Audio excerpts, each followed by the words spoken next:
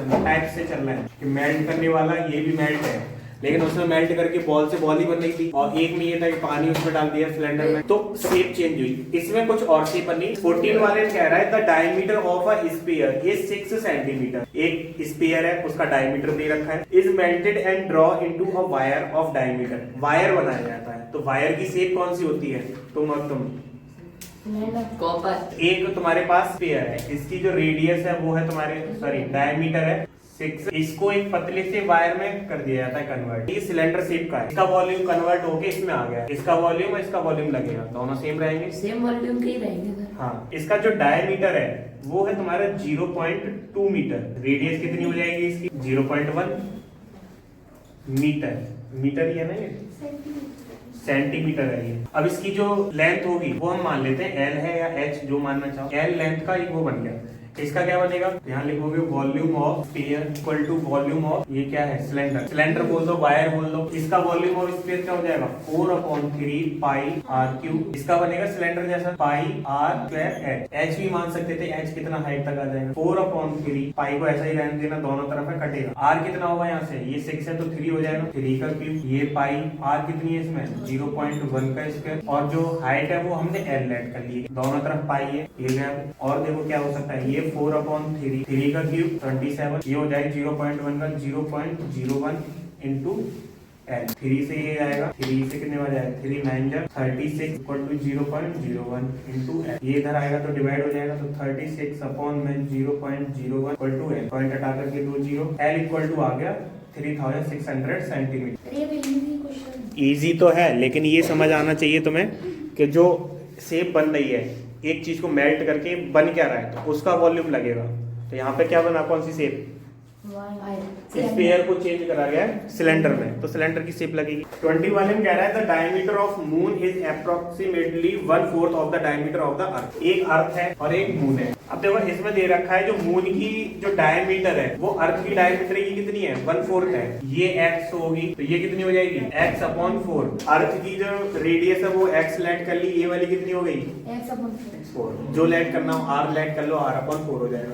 r और r/4। इसमें पूछा क्या है? What is the fraction of volume of the earth is the volume of moon. पहले अर्थ का लिखना फिर उसका देखना है कि कितना हो जाएगा। तो लिखोगे वॉल्यूम ऑफ कितना होगा इसका? 4/3 पाई। आर कितना है यहाँ पे? आर ही लेट कर लिए तो आर क्यूब मान। वॉल्यूम ऑफ मून 4/3 पाई रहेगा, आर कितनी हो जाएगा?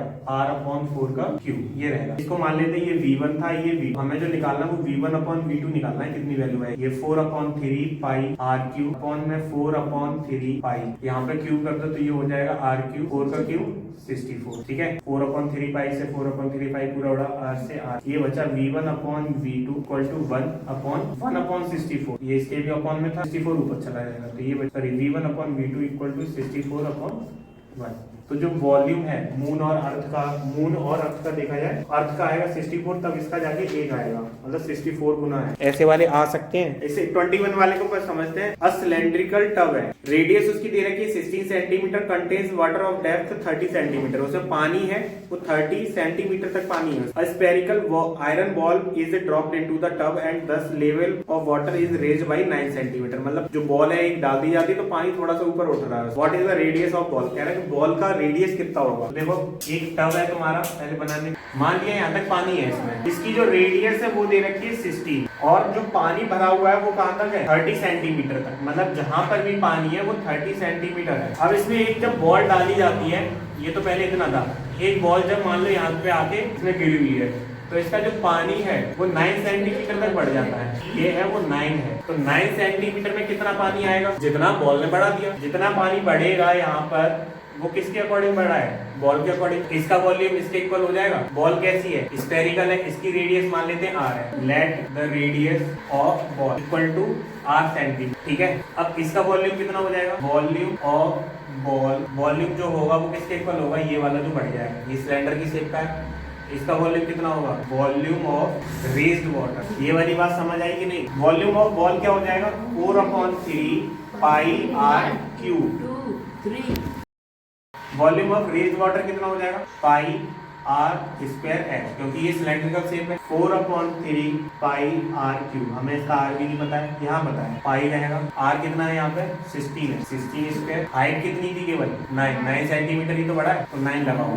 ठीक है, देखो पाई से पाई गया और कुछ जानी रहा, अभी आपको 4/3 ये होगा आर, ये होगा 16 का स्क्वायर, 256 इंटू 9, 4 से ही कटेगा, 4 से जाएगा 64। आर क्यूब इक्वल टू कितना आया 64 और 3 का मल्टीप्लाई इधर होगा तो कितना हो जाएगा 27। आर इक्वल टू आएगा 64 इंटू 27, 64 का हो जाएगा 4, इसका हो जाएगा 3, तो आर इक्वल टू आया 12 सेंटीमीटर। रेडियस ही पूछी गई थी, आया समझ नहीं आया, केवल उतना ही निकाल दिया, पूरा निकालने की जरूरत नहीं। इसमें जो बॉल डाली गई है, बहुत सारी बॉल डाली है, उसने पूछा है कि कितनी बॉल डाली जाए, इसका जो पानी का लेवल है वो 2 सेंटीमीटर बढ़ जाए। इसका जो वॉल्यूम बड़ा है जितना वो 2 सेंटीमीटर से, वही क्या होगा बॉल के वॉल्यूम के इक्वल होगा। तो यहाँ लिखोगे वॉल्यूम ऑफ बॉल्स, जितनी भी सारी बॉल्स हैं उसका वॉल्यूम किसके इक्वल होगा, वॉल्यूम ऑफ रेज्ड वाटर, जितना पानी ऊपर उठ गया है उस वॉल्यूम के इक्वल होगा। वॉल्यूम ऑफ बॉल कितना होगा 4/3 पाई आर क्यूब, लेकिन आर की वैल्यू हमें पता है 1.5 है, और ये सिलेंडर था उसकी पता है 6 सेंटीमीटर, तो यहाँ पे सब कुछ दे रखा है। वॉल्यूम ऑफ रेज्ड वाटर कितना होगा पाई आर स्क्वायर एच, यहाँ पे h 2 सेंटीमीटर लगाओगे, ये तुम्हारी h इक्वल टू है। अब देखो यहाँ पे तो बहुत सारी बॉल डाली गई है, ये इस जैसी कितनी बॉल होंगी पता नहीं कितनी है, लेकिन हम मान लेते हैं n बॉल डाली गई है। n बॉल 4/3 पाई आर की स्फीयर शेप की डाली जाएगी, उसका वॉल्यूम बढ़ेगा, मतलब 2 सेंटीमीटर वॉल्यूम को बढ़ा पाएगा। तो ये चीज इक्वल करना सीख जाना। Let numbers of ball equal to n, मान लिया कि हमने n बॉल है, x लेट कर लो, n फॉर नंबर होता है इसके लिए n लेट कर लिया है, x by z जो करना हो, कितनी बॉल डाली जाएंगी, वहाँ एक ही थी, एक नहीं उठा दिया था 9 सेंटीमीटर, यहाँ छोटी छोटी है तब जाके वो उठ रहा है। तो देखो n पाई से तो पाई गया, अब वैल्यू लगाओ 4/3, r यहाँ पे कितना है 1.5 का क्यूब, और यहाँ पे r है 6 का स्क्वायर, और h है तुम्हारा 2। इसको सॉल्व करना है, n की वैल्यू निकालनी, n इंटू 4/3, इसका कितना हो जाएगा 2.25, ये हो जाएगा 36 इंटू 2। देखो 4 से तो ये उड़ गया, 4 बन जा 4, 4 9 जा 36, ये 4 डिवाइड में जाएगा तब कट जाएगा, ऐसे ही काट। 3 से ये जाएगा 1.125, n इंटू 1.125 इक्वल टू 9 2 जा 18, ये आ गया 18। n इक्वल टू कितना आ जाएगा 18/1.125, पॉइंट हटा के 3 जीरो लगा सकते हो। अब इसे काट के देखो किससे कटेगा, ये कैसे कर लो, n इक्वल टू 1823 अपॉन में देखो, तो ये कटेगा तुम्हारा 25 से कट जाएगा, 25 से 4 बार 5 बार, 25 से 4 बार 0 बार, ये जाएगा 5 से 5 8 जा 5 9 जा 9 2 जा, n इक्वल टू आया, ये पता चलिए 16 बॉल ऐसी डाली है तब पानी उठेगा 2 सेंटीमीटर।